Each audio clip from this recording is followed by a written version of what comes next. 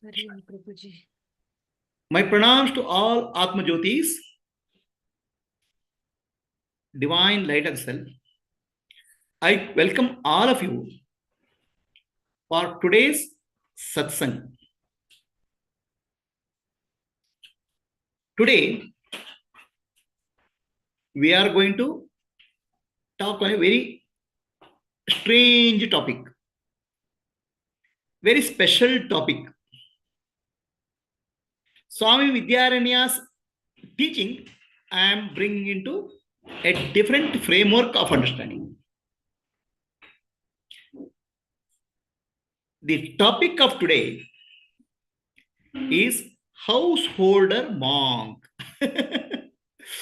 Householder monk or grahastha sannyasi. For many people, this looks like a strange topic. Householder and monk, they are very different lifestyles. How can the householder be a monk? How can be a grahastha, can be a sannyasi? So this we are discussing in the framework of teaching of Swami Vidyaranya. So it is said that in scriptures, only sannyasi can get mukti. So now, most of the people aspire, oh, I'm a grahastha, I'm a householder, I don't get a mukti, I have to become a monk, I have to go to Himalayas, I have to wear this type of dress, then to get a mukti. Swami Vidyananda says, no.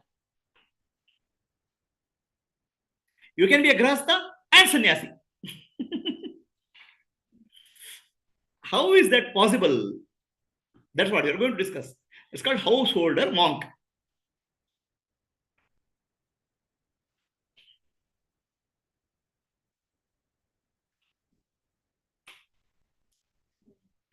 It's in a sense, it's an oxymoron for most of the people. Okay. All of us were stuck with the concept that monk should be like this.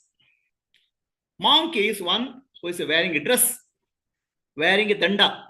Okay. But real understanding of sannyasa has to be there when we understand scriptures. If you don't understand the real deep meaning, we'll be living in a superficial world. Superficial world is called Maya. So for any teaching of Sanatana Dharma, there are three levels of meaning. Rudartha, Yogartha, Gudartha. Rudartha is a common man, how he looks at the teaching. It's a common man's teaching. Yogartha is the inner meaning. Gudartha is the deepest meaning. There are three meanings. Rudartha means common man's understanding. Or Rudartha means what you say, Rudi, whatever we do, transactional meaning. Yogartha means inner real understanding. A yogi, how he understands the teaching. Gudartha means the deeper inner spiritual meaning. So now let us understand the teachings of Sri Vidyaranya at these three different dimensions. So yesterday, last class, we spoke of Paramahamsa Sannyasi. How a Paramahamsa Sannyasi is an attitude to life. What is the attitude? I want to attain Atma Loka. That understanding, that focus is called sannyasa. Sannyasa comes from the word samyak nyasa. Samyak means right. Nyasa means deposit. Mind is deposited in a right way is called sannyasa. This is actually a yogic meaning. Yogartha is sannyasa means right deposit of the mind. Yogartha. right? So the mind can be deposited somewhere, no? Mind can be in money. All the time where mind goes is money deposit. Mind can be in cricket deposit. Mind can be in wife deposit. Mind can be in husband deposit. When mind becomes God deposit, that's called sannyasa.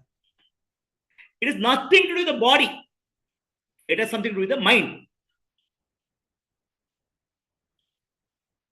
Samyak means right deposit. Right deposit of mind with the God or Atmaloka, self-realization is called Paramamsa Sannyasi. A householder can be sannyasi or a monk can be sannyasi, but what his inner direction of the mind. Is it clear? So you can be, as a householder, you can be Paramamsa Sannyasi. People will not call you Paramamsa Sannyasi. But Paramamsa Sannyasi is the inner state. I told you why Paramamsa, right? Hamsa means a swan. All jivas, living beings, are called Hamsa. They breathe Hamsa. The breath makes a sound called Hamsa. That breath keeps them bound to the earth, earthly plane. So most of the Hamsas or jivas are samsaris. They are in Maya, they suffer. Some jivas become Paramhamsa sannyasis. Paramhamsa sannyasi means a sadhaka, seeker. Paramhamsa means one who is realized. So you have to understand the difference between the path and realization. Somebody joins the engineering course. He is an engineering student. Somebody who is graduated from engineering course is called engineer. Somebody who is on the path of realization, seeking, is called Paramamsa Sannyasi because his mind is correctly focused on realization. Somebody who has realized it is called Paramamsa. Is the difference clear? You should not confuse. Sannyasi is the path. Paramhamsa Sannyasi is the path. Paramhamsa is the realization. So a householder can be in that path or a monk can be in the path depending on where their mind is, which way their mind is going. Is mind go to Atmaloka or Anatmaloka? Atmaloka means self. Anatmaloka means non-self. So in Kannada, there's a beautiful saying, Kannada. Somebody dies and then they say, Paraloka ke hodru. Paraloka. Paraloka means Anatmaloka. Para means Anatmaloka. Paraloka. Bere loka. Para has two meanings. Paraloka means Anatmaloka ke hodru. See, our language have built in spirituality. Satta mere Paraloka ke hodru. Para means in Kannada and Indian languages, other. So what we don't realize that right now, all of us are in Paraloka. Not after death, nobody goes to Paraloka. When you are alive, you are living in a Paraloka. Why Paraloka? The world, 5 elements, Panchabhutas, the body and mind are Anatmaloka. The loka or the world or experience of not self. If you are enjoying in the world of non-self, that's called Anatmaloka. Then you are in Paraloka. Not after death somebody goes to Paraloka. While alive you are in Paraloka. That's why after death also you go to Paraloka. When you are alive, you are living in Anatmaloka. You think Anatmaloka is very beautiful, very attractive, very happy. I'm very happy. I want to catch happiness in Anatmaloka. Then you are living in Paraloka when you are alive. This loka is not yours. Your world is called Atmaloka. So somebody who is trying to go to Atmaloka is called Paramahamsa Sannyasi, whether he's householder or a monk. Somebody settles in Atmaloka is called Paramahamsa. Why it's called Paramahamsa? Hamsa, the swan, has the ability or viveka, discrimination, to separate Atma from Anatma, Nitya from Anitya. Okay.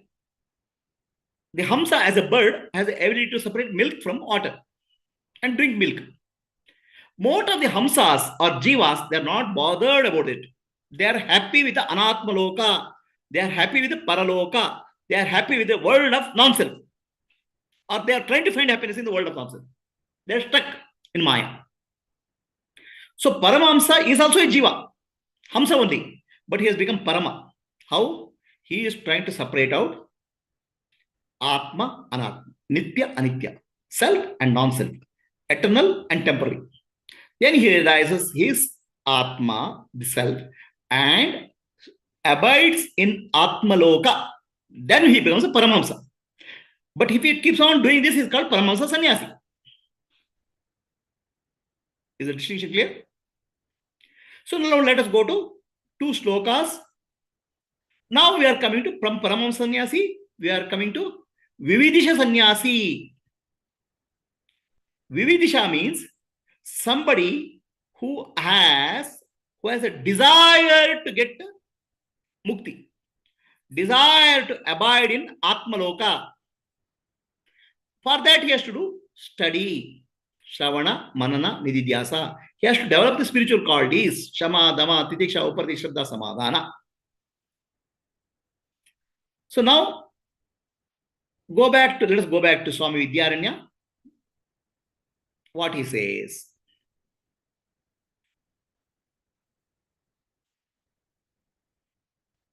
Vividisha Sannyasa, somebody who has gone through the scriptures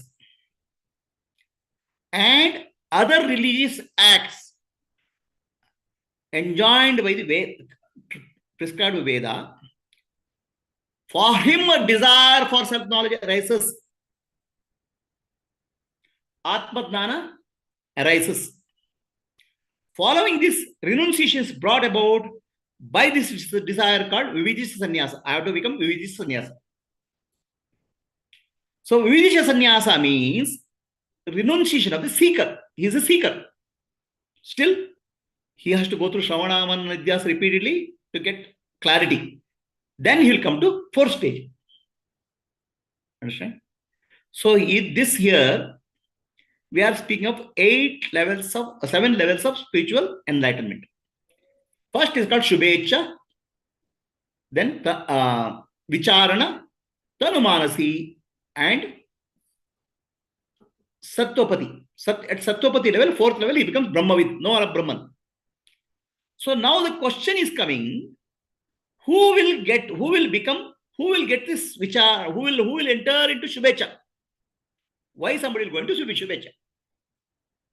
So answer is given by Sri Vidyaranya. Will everybody get Shubhecha? Everybody will get this desire. Shubhecha means desire for enlightenment.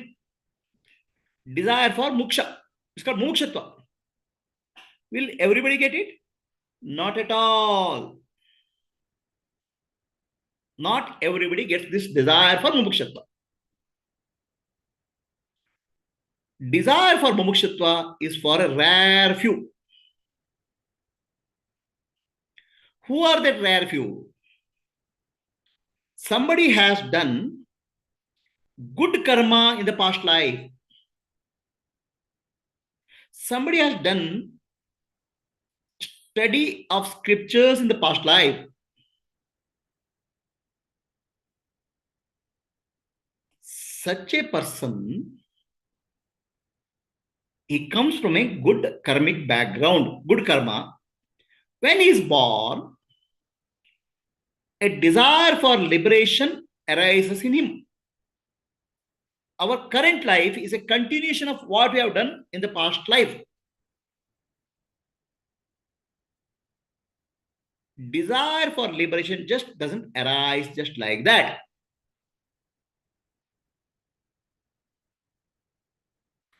In my case, right from the childhood, without anybody telling, I had a deep attraction for the yoga, meditation, and spirituality. Nobody gave me introduction. This and I had a deeper understanding of spiritual life, spirituality, subjects without going through study. So this is because of the work and practices which I had done in past life, carried forward in this life. So Sri Krishna assures Arjuna. So Arjuna asked Krishna, "Oh Krishna, you are telling me yoga and jnana in this Yuddha Bhumi, war field. This is an 18 days war. I don't know whether I'll come alive in the war field or not. I may start today, but in the war field, death can be anytime." Then Sri Krishna tells Arjuna, "Do not worry. A person who has started yoga but not completed it is called yoga brashta. Yoga brashta in the next life will be born in a very rich family." Wow, very rich family. Or yoginam eva kule, he'll be born in a family of yogis. Why these two options? Rich family and yogi. So rich family is because by birth you'll get a lot of facilities. Your good karma in the past life is like a bank deposit. You have to enjoy certain things in life. That good karma comes in the form of birth in a rich family. No struggle, everything. Like what happened to Buddha. Very good royal family. Everybody is servants. But rich family actually becomes, opens up his desire to continue yoga. That's what happened in case of Buddha. See, so much of richness, he gets fed up of that. See, when you have something in abundance, you feel, okay, enough of this. I want to find something better. Right? Having a richness itself, after some time, you find it's boring. It's useless. Then you will start looking for yoga. That's what the cause of why he's born in rich family. Or yoginam eva kule. He's born in yogi's family because right from childhood he'll learn yoga, meditation, enlightenment. All those things will come from right to childhood.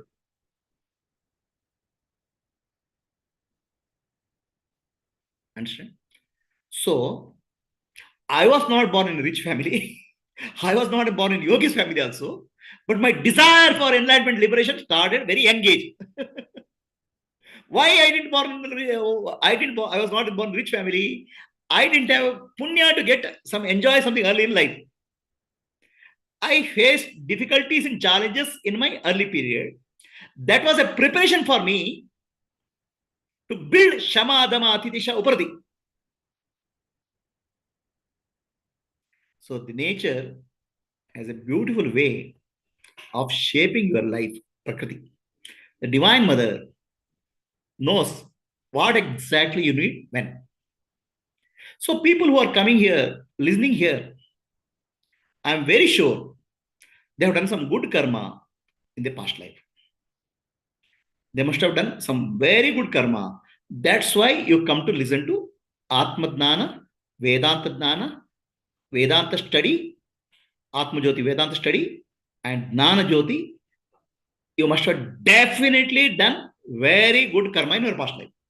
You may not remember, but Bhagavan remembers. The Divine Mother remembers.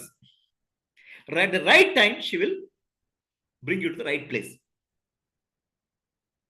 Similarly, some of you feel, oh my God, what horrible karma I have done. My childhood is horrible. My youth is horrible. I'm suffering in life. What bad karma I have done.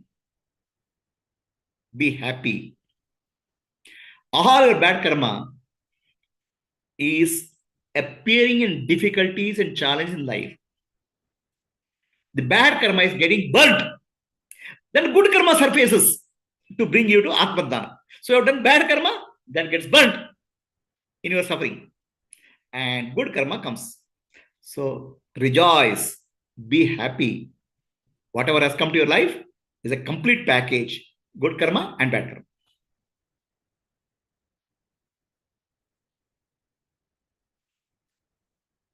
I suffered so much in life. God has no mercy. With this mercy only has given you the suffering. So you'll understand life better. So bad karma is there to eliminate, create suffering in your life so that you can understand, question your life. So not all the people will come to Atmadana. Bahunam janmanamante jnanaman mam prapati. Many lifetimes of maturity is required. Good karma, bad karma, you have to experience. And with that you come. Now, what is good karma? The good karma is a prescribed set of duties. What's called nitya karma, naimittika karma. Nitya karma means every day you have to do something as prescribed in Vedas. Every day you do something as prescribed by doctors, no? Morning you get up and brush your teeth. Doctor says if you don't brush your teeth will fall. Teeth will go bad. Right? That's a nitya karma prescribed by doctors. Vedas prescribe a nitya karma. Every day morning, you have to take a bath, get up early, take a bath, do sandhya vandanam or puja. Now, by doing sandhya vandanam or puja, what will benefit you will get? It will help you to maintain your mental status in a calm status. Like if you brush your teeth will be maintained properly. Nitya karma, you're not getting any benefit. It will maintain your good state of the mind. That's called nitya karma. Is it clear? Then there's naimittika karma. Based on occasions, you have to do something. What is naimittika karma? You have to, the festivals you can celebrate on occasions. You have to take care of your children's marriage, children's upanayanam, children's what you call shodasha karma, 16 samskaras. Okay, these are called naimittik karma, prescribed duties based on the occasion. Then there is your duties, kartavya, swadharma. As a husband, you have to do something. As wife, you have to do something. As a king, you have to do something. Right? So swadharma is based on your role you have to play. Listen carefully. No, these are the roles which you play. Okay. So now all people, brahmachari, grahastha, vanaprastha, sannyasa, vanaprastha, they play these roles. Now, good karma accumulates when you do these roles you play, these activities you do with the kamya karma, desire.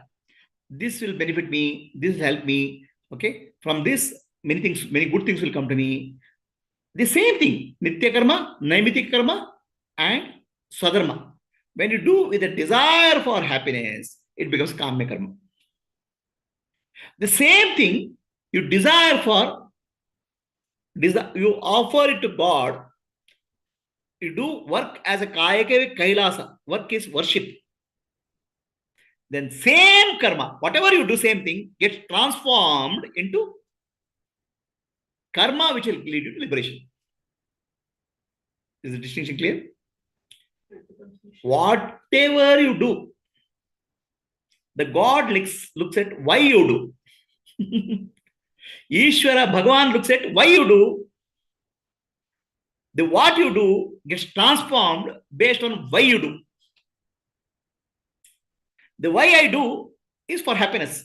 That's called selfishness, kamya karma. I, me, mine.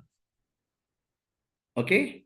The same selfishness, when same thing gets transformed, when I do everything for Bhagavan, for purification of my mind, chitta shuddhi, the same work because of your understanding, because of your intention, gets transformed into purification process. Is it clear? So this is what is meant by good karma by Swami Vidyaranya. If somebody has done a good karma, that will lead to yoga. Then if you die without getting dana, then becomes yoga brashta. So those are the people who are eligible for Vidisha Sannyasa. Means renunciation of seeker. They soon get a desire for mumukshatva. Is it clear? So good karma involves nitya karma, everyday prescribed duties, every day morning get up, do puja, sandhya vandana, do cook the food, offer it as naivedya, then take the food. These are all called nitya karma, prescribed duties. If you do it, no extra benefit. If you don't do it, your mental health will deteriorate. Naimitya karma is duties you have to do for your children, for the society, the festival, all those things on different occasions. Then Swadharma is the duties you have to do as in the role which you play. Then in the Nitya karma, there is also prescribed yadnas, pancha yadnas. Deva yadna, Pitra yadna, Manusha yadna, Rishi yadna, Bhuta yadna. So somebody has done this with a deep and sincere intent as an offering to Bhagavan, as karma yoga, nishkama karma, selfless service. He has done same thing. The two people will do same thing. But one person's intention is, I will get happiness, my family will get happiness, then he'll get punya, he'll go to higher loka. The same thing another householder does. I want to offer it to God. Householder gets ready for mukti. Is it clear? For him, the mumukshatva arises sooner or later in life.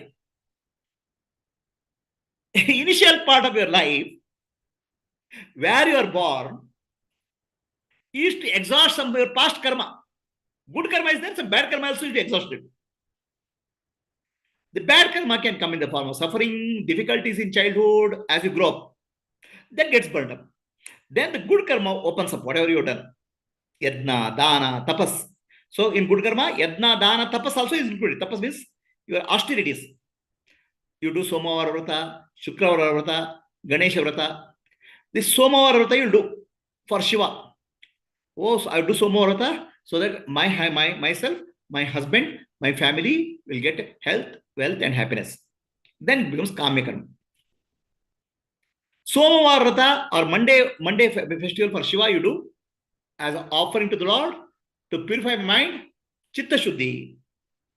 Then it becomes Karma Yoga, Nishkama Karma.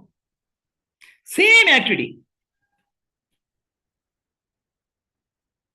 Intentions are different. Right? So please understand, when we say we suffer from karma, karma comes to us in life. Karma is not about action. Karma is about intention with what you do. So let us say, I'll tell you one situation.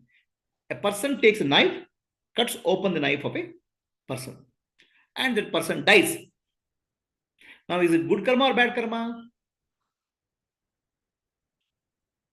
For a doctor, he cuts open the stomach for a surgery. The patient dies. The doctor is doing his duty. It is not a bad karma because his intention is to save the patient. A thief cuts the stomach of another person. His intention is to get the money. A bad karma comes in the second case.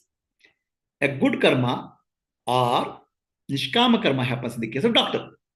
The doctor can do the surgery, okay, to heal a patient, thinking that some money, I'll get some money in return also. So then it becomes good karma, qualifying him for Sargaloka. But doctor does this duty, thinking that I am serving God. This is my purification. Then the same surgery, even if the patient dies, it becomes nishkama karma and qualifies him for mukti. Is the distinction clear? What I'm saying? The karma means not what you do. Karma means why you do. This is the understanding at the cosmic level. Ishvara. Your childhood and bad life or good life is good karma. Good karma means punya karma coming into early part of your life. Nishkama karma comes and opens up path of mukti, enlightenment in your life. Then you get a shubhecha, desire for liberation. Then he becomes vividisha sannyasi. Is the understanding clear?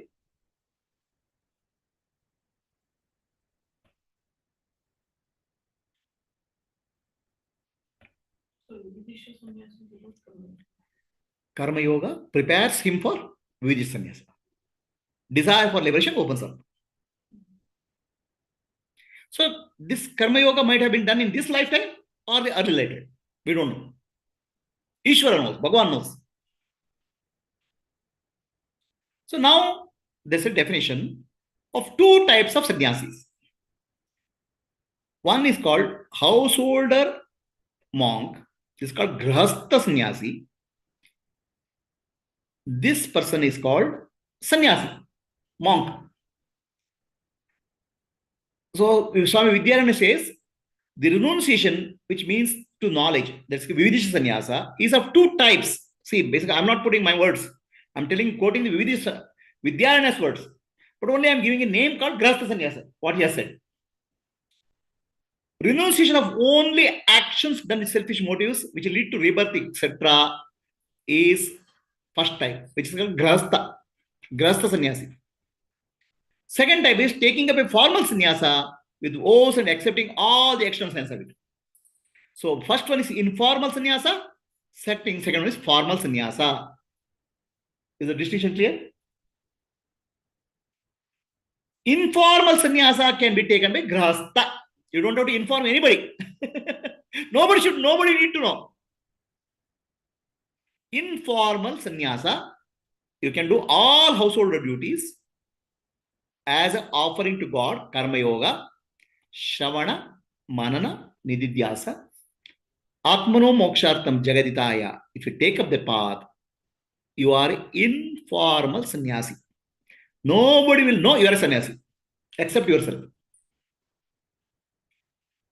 Then there is a formal sannyasa. Everybody will know you are a sannyasi because you change the dress and you hold a danda, stick in your hand, telling that I'm always focused on, I'll always be hold the path of jnana. Okay. So now what is the difference between these two sannyasis? Is there a difference? A householder can be sannyasi. It's called grahastha sannyasi. Nobody will know outside. It's your mental state. I'm a grahastha sannyasi. Don't have to run away from anything, including business or life. Only your attitude for that has to change. Because Bhagavan looks at your attitude and intention, sankalpa. Everything what you do it as a Ishwararpitam, Nechaya Kritam, Chitta Shodakam, Mukti Sadakam. Do it as an offering to God. Hey Bhagavan, this I am doing as an offering to you. I am your instrument. In this offering, purify me. Bestow me with the Atma Dnana, Jivanmukti. That is the attitude which makes one a grahastha sannyasi, householder monk. Please understand, grahastha sannyasi, Swami Vidyananda has not the terminology, use the terminology. I am using it.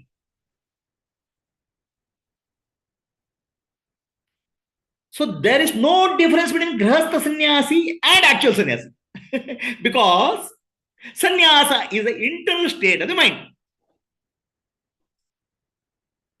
Then a formal sannyasa has certain advantage. What is advantage? He doesn't have to work for his living.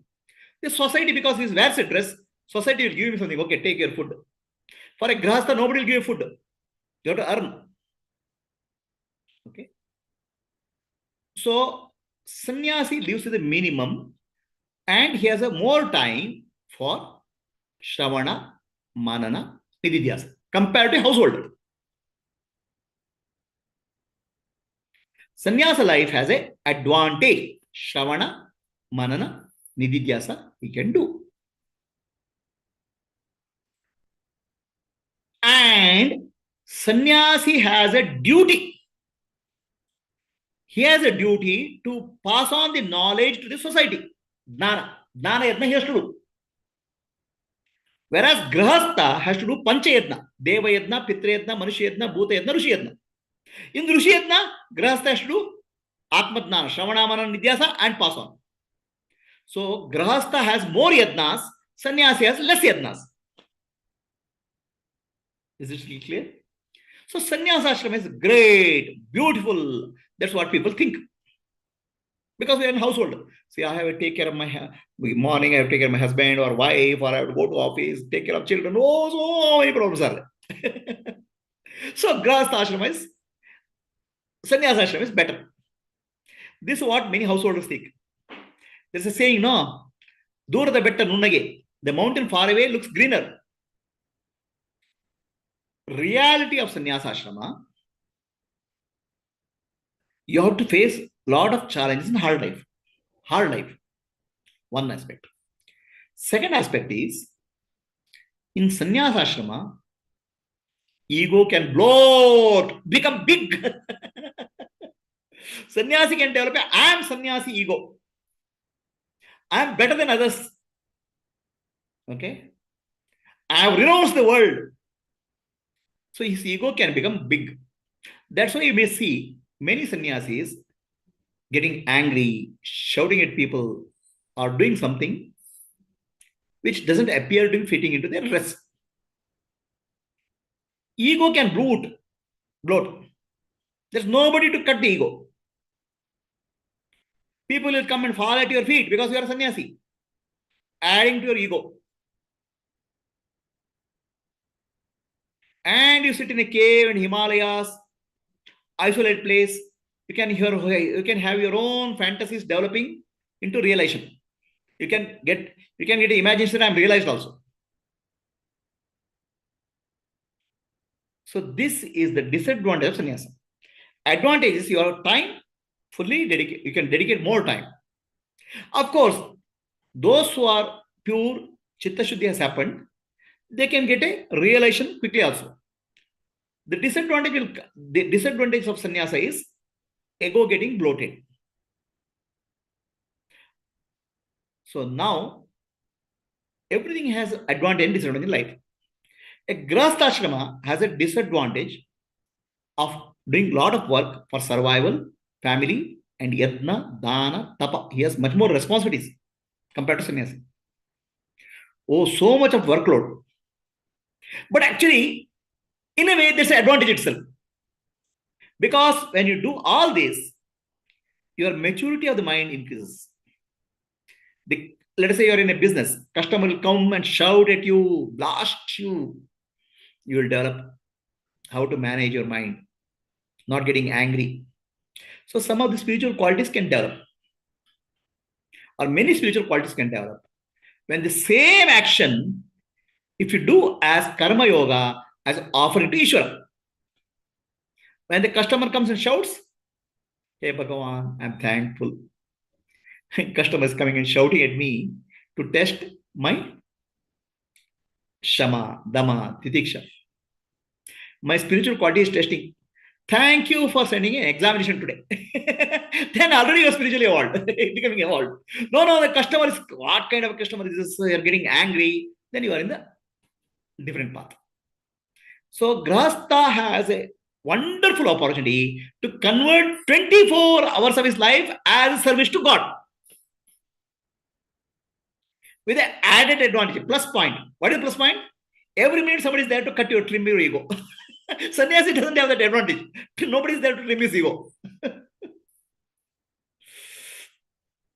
So many people read Vedanta, they get a confidence. Okay, I am God, I am Brahman. Starting the ego starts taking position, I am God. And they are immediately your wife comes and cuts that. Cut, gone. Or your customer comes and cuts it. I am God, it disappears. Aham Brahmasmi wrongly understood can boost your ego. Aham Brahmasmi, I am Brahman means when aham means ahankara is dropped, what is there is Brahman. The real aham is Brahman. The false aham has to be dropped. But many people start understanding wrong way. So in the grahastha ashrama, there is inbuilt correction mechanism. Your wife, your children, your customer, your businessman, business partner, everybody is there to trim your ego. That facility is not there in sannyasa ashrama. So that way, each ashrama has its own advantage and disadvantage. Nothing, everything in life comes with a package deal, good and bad, right and wrong, advantage and disadvantage. So nothing comes because duality is nature of life. If there's advantage, there's some disadvantage. If there's a disadvantage, there's some advantage. So start looking at what you are getting. Instead of look at the cup can be half empty or half full. Look at the half full. Bhagavan has given you what you need in this life. At this moment, he is perfect. So, Swami Vidyananda brings out the two terminologies. The terminology is called Icha and Ruchi. How a householder can be a monk. Householder can be grahastha sannyasi. So he distinguishes between Icha and Ruchi. Icha means desire. Ruchi means taste. So he uses terminology Icha and Ruchi. Icha is something from Ruchi. Icha means desire. Ruchi means taste. I'll give you an example. Some people go to satsang every day. Okay? Every day. Last 10 years, I attend satsang every day. So now, ask the person, why are you attending satsang? One person said, time pass. What do I sit at home and do something? Satsang is a place to do time pass. At end of day, I'll get a good prasadam also, bonus. So what is Icha? Icha is prasadam and time pass. Okay. So if I ask another person, actually, one of the Swamijis was conducting Bhagavad Gita satsang. He sees one person comes every Bhagavad Gita satsang. And they start with the Omkara. Om. By the time they complete Omkara, this person is sleeping. The person who comes many years. Then Swamiji asked that person, why are you coming to satsang? Oh, Swamiji, your Omkara is so beautiful, I get a good sleep. So, understand, everybody who goes to satsanga, the ruchi may be different. Icha is this one. There is no God.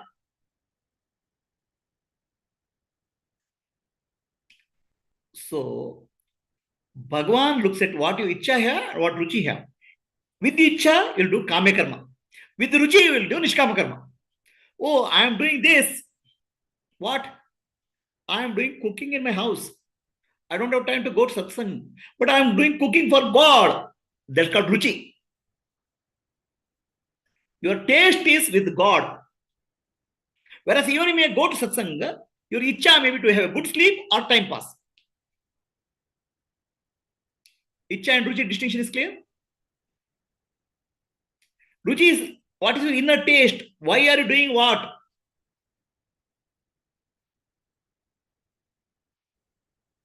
Is the distinction clear? Icha and ruchi.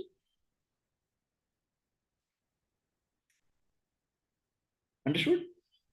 Icha means desire. Ruchi means what taste you have. You may go to satsang, but your desire may be something else. Ruchi means you go to satsang, desire for liberation and God. That's called ruchi. So Bhagavan distinguishes between icha and ruchi. With the real ruchi for Ishvara Prapti, Chitta Shuddhi, you will get Shubhecha or desire for Mukshatva. Same work. Icha may be different, ruchi may be different. Same work, same handling of a customer in the office can be for icha, for promotion or for success in life. Same work can be offering to God to purify yourself. Icha is different from ruchi. So with the proper ruchi for Bhagavan realization, God realization, a grahastha can be grahastha sannyasa. When he follows path of Shravana, Manana, Nididhyasa and Karma Yoga. Atma Mokshata, Jagataya. Same grahastha with all outer duties. Inside he is a sannyasi. Informal sannyasi.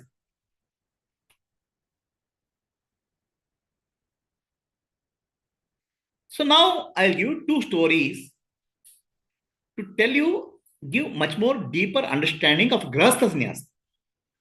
Because sannyasa as a formal sannyasi, you know.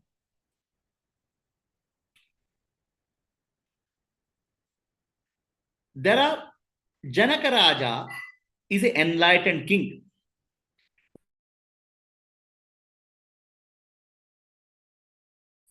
Many enlightened kings were there. They are called Janaka Raja. For example, Sita's father is called Janaka Raja. He was an enlightened king. There are many people, many kings who were enlightened, who are Videha Mukta, and they are called Janakas. Janaka Raja. Because they are father. Like you now, all of us tell no. A Swamiji will call Baba. Baba means father. Right? That they call the king as Janaka, father. So compassionate, so loving, enlightened king. We have heard of story of one Janaka Raja with the Ashtavakra. So I will tell you one story of Janaka Raja and Yadnavalkya. So Yadnavalkya was the teacher, guru for Janaka Raja. Yadnavalkya was teaching something. Then Janaka Raja, because of his office work, office duty, king, he is late in coming. Yadnavalkya doesn't teach. He'll wait for the king to come. The other students who are sitting there, they think, see Yadnavalkya, my guru, is giving the king. King has more money, no, more power. He has 8 wives. He's so powerful. He is waiting for powerful person to come. Means he is interested in the power. Whereas we are ordinary students, no, we don't have money, anything. We are ordinary people. So Jana, our guru is biased towards the mighty king. The king is enjoying everything. He has money, power, position, a family, 8 wives, so many children. No doubt, he is a very rich and powerful. Our Guru Yadnavalkya is giving importance to him.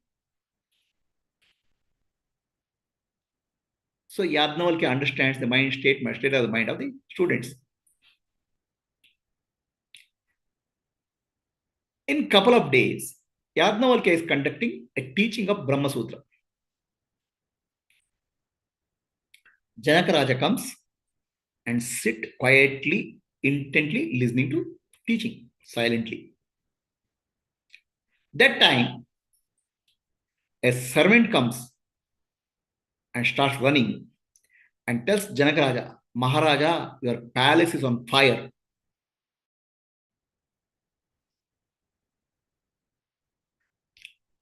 So Janaka Raja is calm and peaceful.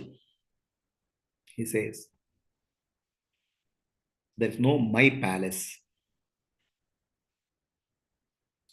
There are people who will take care of the fire. I am listening to Brahma Sutra. Let me complete it. No agitation. Deep peace within. Then other Shishas understood why Yadnavalkya gave importance to Janakaraja.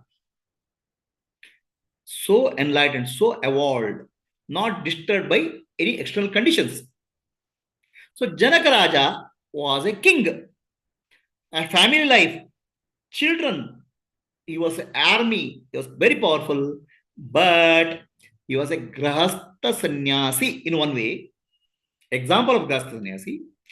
In another way, he is a Jivanmukta, Videha Mukta. He has reached the fourth stage. First stage is what do you call us?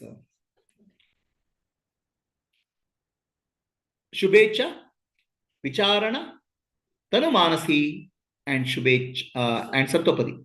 He has reached this fourth stage. He has become Videha Mukta. But he is continuing to do his duty as a Loka Kalyana service. No karma will attach to him. This is one example of Janakaraja. Another example is Sri Krishna. He is Paramatma himself, Parabrahma himself. Not a single moment he wastes in life. He will do some service, some work, some help. And he has a big family of many wives. Many children were born to Krishna also. These are the categories of examples of Grahastha Sannyasi, householder monk. Then we have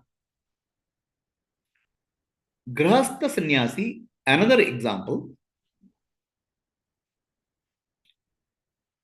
Yadnavalkya and Maitreyi. Very interesting conversation happens between Yadnavalkya and Maitreyi.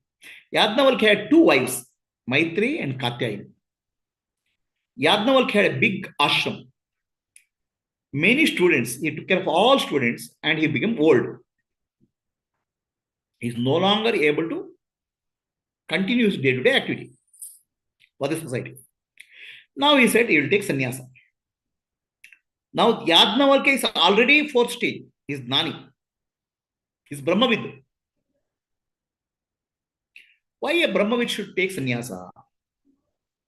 Brahmavid will take sannyasa from Brahma Vidvat sannyasa.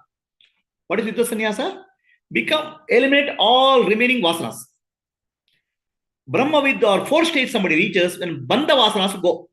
Bandha vasana is what is Bandha vasana? I am the body, I am the mind, I am the intellect. Bandha vasana, when Bandha vasana goes, what is the relation? Nanu, Nanembudu, Nanalla, Ideha, Manabuddhi, Nanalla, Sachidananda Atma, Shivanannane, Shivoham, Shivoham. It's called Bandha vasana, disappear. Then he realized himself true nature. He has become Aparoksha Jnani in stage 4. Now he is taking a sannyasa called Vidvat sannyasa. He says, remaining whatever is pending, little bit, let me clear it. So now I cannot do it in this society because every day something else, I don't get a time at all. If I sit, mobile phone will ring. If I sit, some servant will come. Okay, so I have to sit Sumaniru quietly for some longer time. He wants to take Vidvat sannyasa. There's another viewpoint. Yadnavalkya wants to take Vidvat sannyasa. There's other reason. Why he can't sit at home and do Vidvat sannyasa? What is prevents him? So then what will happen? He is setting a wrong example to society. Yad yada charati shreshtaha. The great people, whatever they do, other society will follow. So people think, oh, Yadnavalkya has abandoned his duty of teaching his shishas, running his ashram. He has become lazy. So I'll also become lazy. So Yadnavalkya wants to teach the society, I am not becoming lazy, I am becoming sannyasi. Even though he may not need Vidvat sannyasa, but he wants to show to the society the right way of living. Do your dharma, do whatever you can do to serve society, do it, and then withdraw. So that's the intention of Jnanavalkya. So Yadnavalkya. So the Yadnavalkya tells Maitreyi and Katyayani, say, I have property, I have big property, I have big ashram, 50% goes to you, 50% goes to me, Maitreyi. Maitri asked Yadnavalkya, what will I do with this property? Is it Shashwata? Is it eternal? Why are you going? You are going for the eternal. I also want that only. Right? So there's a very famous quotation in Brahmanagvishan. Atma reva drashtavyam shrotavyam mantitavyam Maitreyi. Oh Maitreyi, Atma alone has to be heard, contemplated, and meditate. Nidya Then you'll get Atma. Atma Loka you'll get. This is the Brahadanikam teaching. Now Maitreyi says, you are taking sannyasa. I also want to take sannyasa. Okay, you are doing that. I also want to do that. I don't want this property. You take it. You give it to Katyayani. Now the interesting part comes. Yajnavalkya tells Maitreyi, Maitreyi, you are already in the stage 4. With me, you already attained stage 4.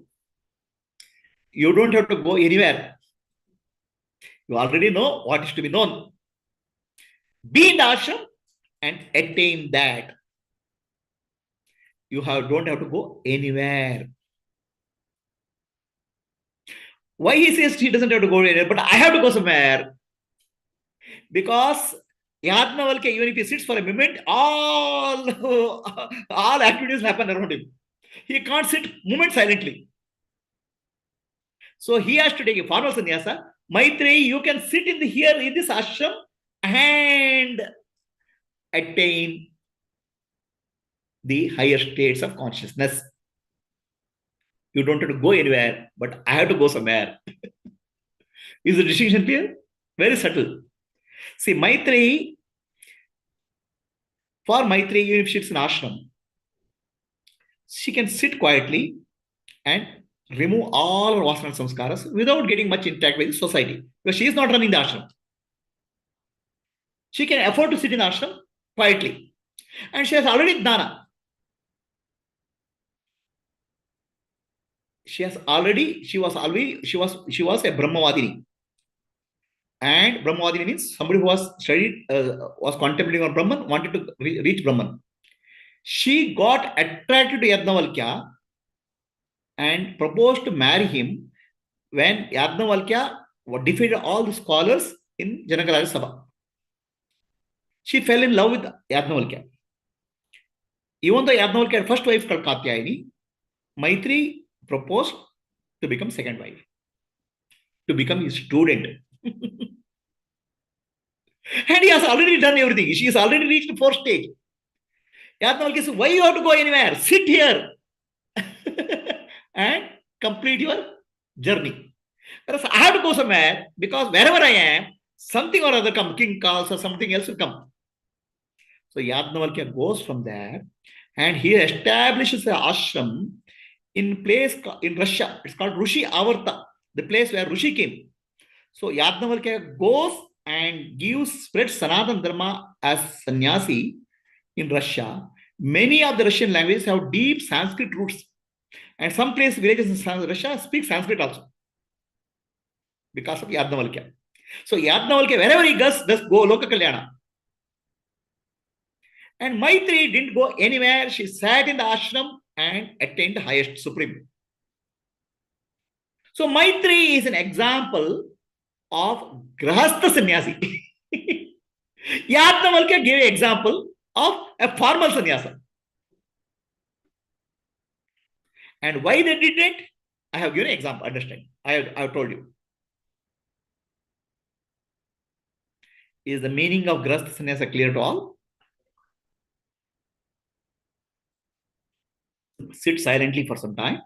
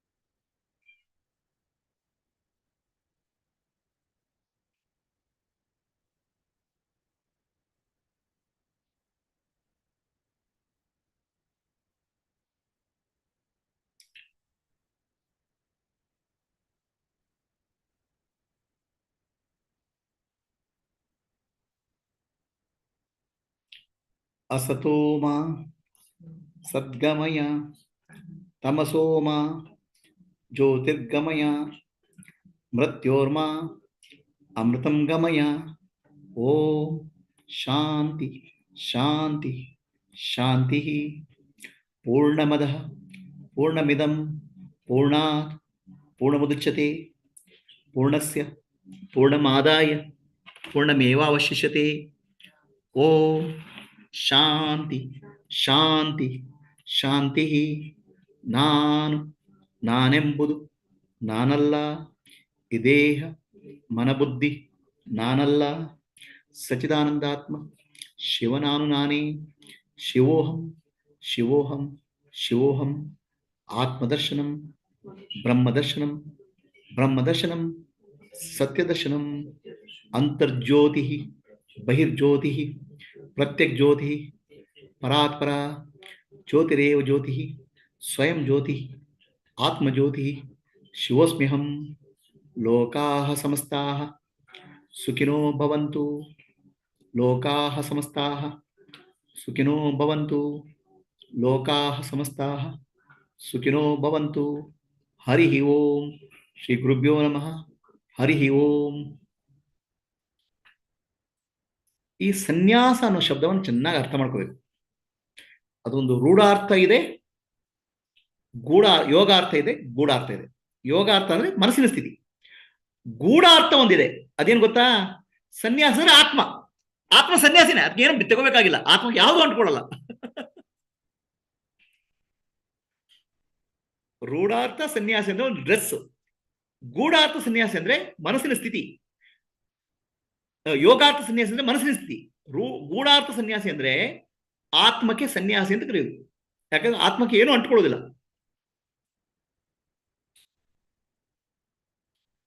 ಈ ಅರ್ಥ ಗೊತ್ತಿಲ್ಲದೆ ಜನ ಬಹಳ ತಪ್ಪು ರೀತಿಯಲ್ಲಿ ಜೀವನ ಮಾಡ್ತಾರೆ.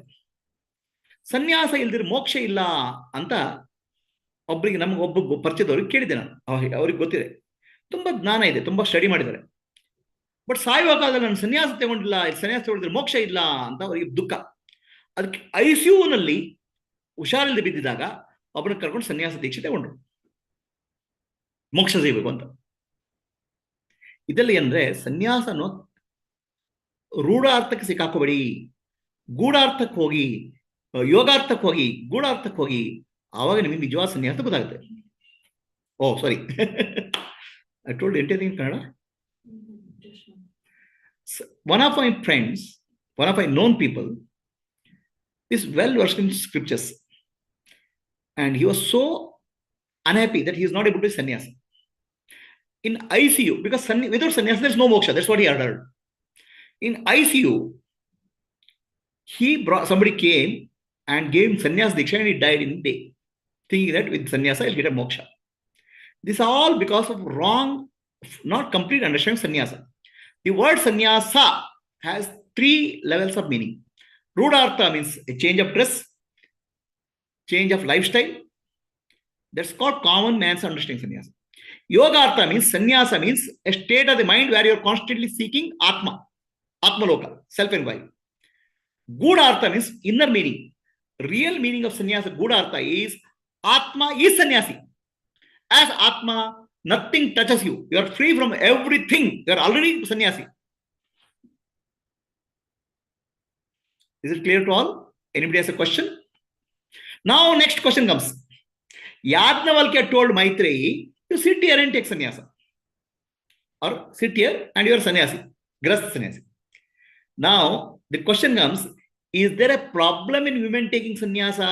Can women take sannyasa, formal sannyasa? The question comes. That question will ask in the next talk. So, anybody has a question on Zoom? Zoom ಅಲ್ಲಿ ಯಾರಿಗೆ ಪ್ರಶ್ನೆ ಇದೆಯಾ? ನರಸಿಂಹಮೂರ್ತಿಗಳೇ,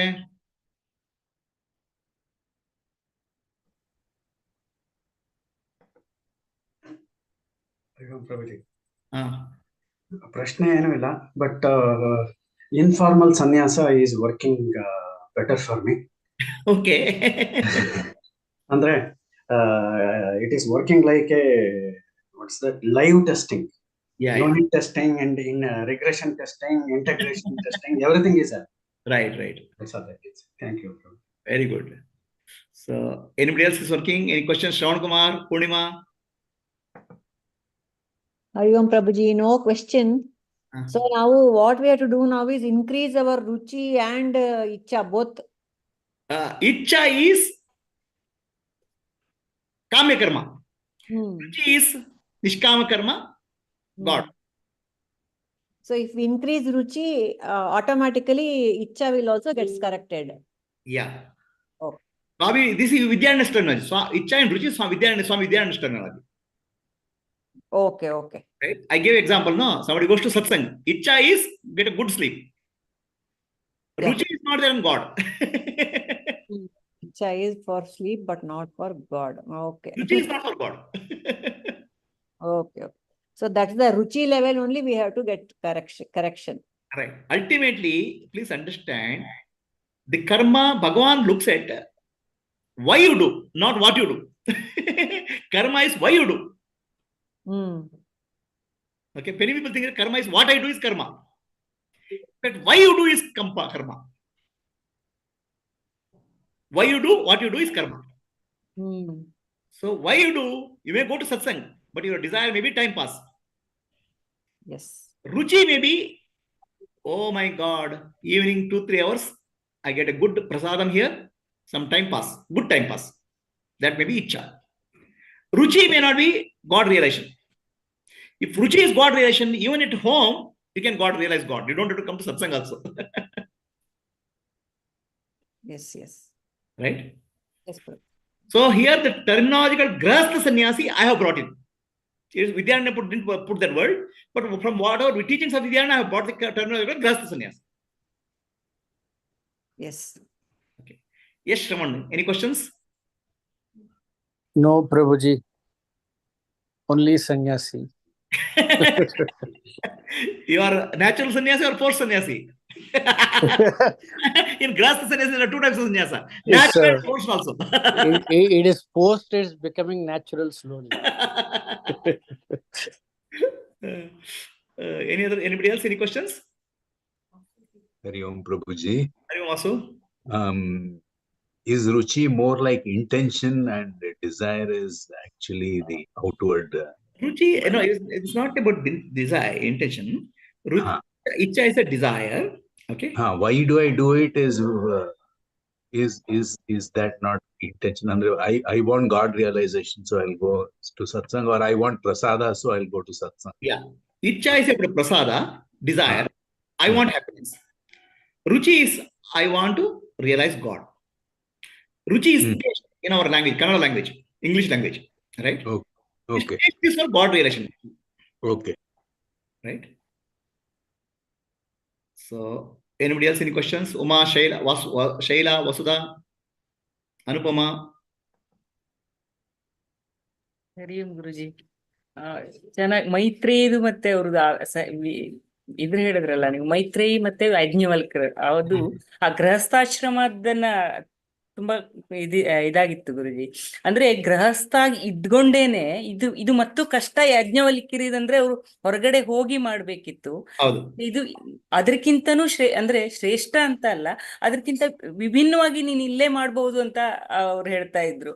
ಅಂದ್ರೆ ಇಲ್ಲಿ ಎರಡು ಒಂದೇನಾ ಗುರುಜಿ ಅಥವಾ ಎರಡು ಬೇರೆನೆ ಅರ್ಥ ಕೊಡ್ತಾರೆ? ಒಂದೇನೆ. Yajnavalkya purpose of Yajnavalkya is to show different types of sannyasa can be done. Grahastha sannyasa and formal sannyasa. Same place, same time. Same time. ಚೆನ್ನಾಗಿತ್ತು ಗುರುಜಿ. Yajnavalkya's life is a teaching.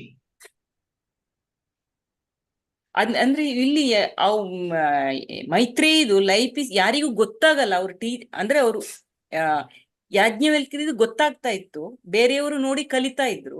But ಇಲ್ಲಿ ಮೈತ್ರಿದು ಹಾಗಿರಲ್ಲ ಅಲ್ಲ ಗುರುಜಿ, ಅವರಿಗೆ ಮಾತ್ರ ಅರ್ಥ ಆಗ್ತಾ ಇತ್ತು ಅದು ಆತ್ಮಲೋಕ. ಚೆನ್ನಾಗಿತ್ತು ಗುರುಜಿ. ಸರಿ.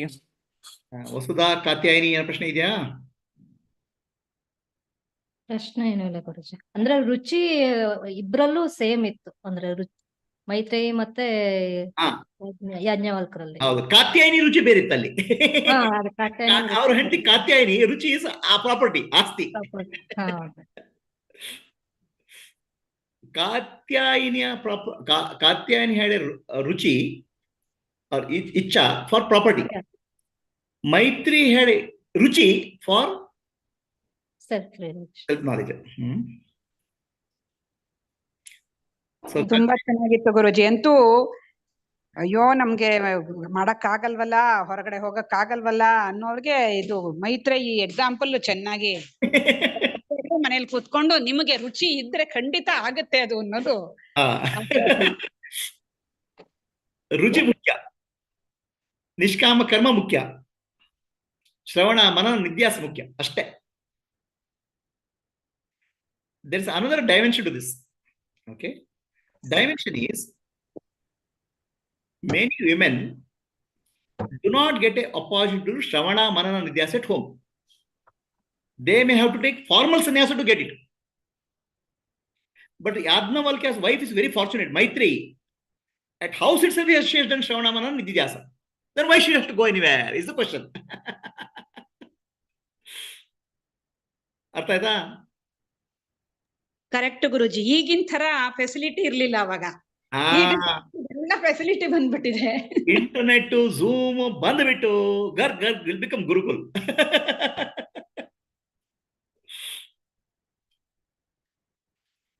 Okay, so we'll close for the day. 11:30 we'll start Kannada. Hari Om Guruji, thanks. Hari Om Prabhuji. No, Anupama has a question. Wait a minute. What is the question of Anupama? Since in today's world, women can simply sit and so many things are to be done. Only option left is to be Ishvara Icha, Ishvara Sharanagati. Correct. Anupama, this is the situation for women not only today. Since centuries, women are confined to home. It's not your situation newly. Of course, in modern day world, women go to office and do some work and come home.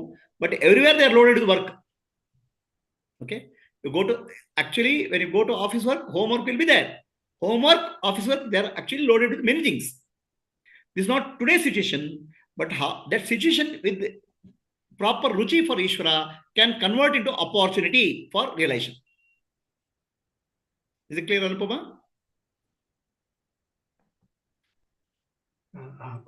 Hari Om Guruji. Hari Om. Who is asking? ಇಲ್ಲ Uma. Uma, yes. ಅದೇನೆ ತಾವ್ ಹೇಳಿದ್ರಲ್ಲ, ಸನ್ಯಾಸ ಅನ್ನೋದು ಬಾಹ್ಯ ಸ್ಥಿತಿ ಅಲ್ಲ, ಅವನ ಮನಸ್ಸಿನ ವೃತ್ತಿ ರಹಿತ ಸ್ಥಿತಿ, ಸಮತ್ವ ಸ್ಥಿತಿ ಅಂತ. ಅದಕ್ಕೆ ಯಾವುದೇ ಒಂದು ವ್ಯತ್ಯಾಸ ಇಲ್ಲ, ಲಿಂಗ ಭೇದ ಇಲ್ಲ, ಪುರುಷ ಸ್ತ್ರೀ ಅಂತ ಹೇಳಿ. ಯಾರು ಎಲ್ಲಿ ಆ ಸಮತ್ವವನ್ನ ಕಾಪಾಡ್ಕೊತಾನೋ, ಆತ್ಮಸ್ಥಿತಿಲಿ ಇರ್ತಾನೋ, ಅವನೇ ನಿಜವಾದ ಸನ್ಯಾಸಿ ಅಂತ ತುಂಬಾ ಚೆನ್ನಾಗಿ ತಿಳಿಸ್ಕೊಟ್ರಿ ಗುರುಜಿ. Sannyasa has 3 levels of meaning. ಅದೇ ಹೇಳಿದೆ, ಬಾಹ್ಯ ಸನ್ಯಾಸ ರೂಢಾರ್ಥ, ಯೋಗಾರ್ಥದಲ್ಲಿ ಸನ್ಯಾಸ ಯೋಗಾರ್ಥ, ನಿಜವಾದ ಸನ್ಯಾಸ ಆತ್ಮ ನಿಜವಾದ ಸನ್ಯಾಸಿ ಇದು ರೂಢಾರ್ಥ, ಗೂಢಾರ್ಥ. ಹೌದು right.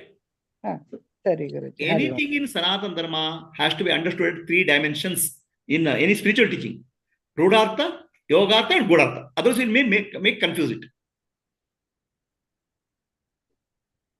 So, Hari Om. Another 5 minutes, we'll start Kannada. Those who are interested in